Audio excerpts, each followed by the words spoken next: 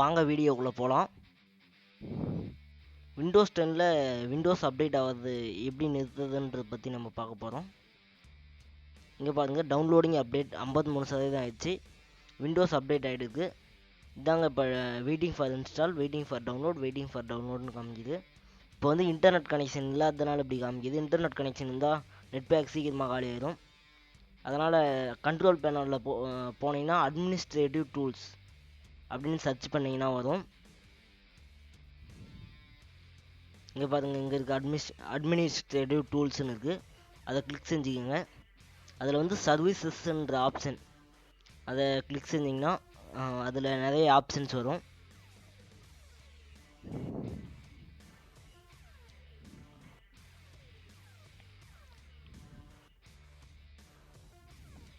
இதில் வந்து விண்டோஸ் அப்டேட்டுன்றத ரன்னிங்கில் இருக்குது செக் பண்ணுங்கள்.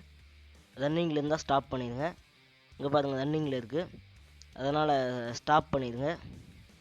அப்படி இல்லைன்னா நெட் பேக்கு சீக்கிரமாக காலி ஆகிடும் கம்ப்யூட்டரில் விண்டோஸ் 10ல். இங்கே பாருங்கள், அவ்வளோதான், ஸ்டாப் ஆயிடுச்சு. வாங்க ஸ்டாப் ஆயிடுச்சு இல்லையா நான் உங்களுக்கு காட்டுறேன். செட்டிங்ஸில் போங்க, அப்டேட் அண்ட் செக்யூரிட்டிலே போங்க. இங்கே பாருங்கள் ஆயிடுச்சு.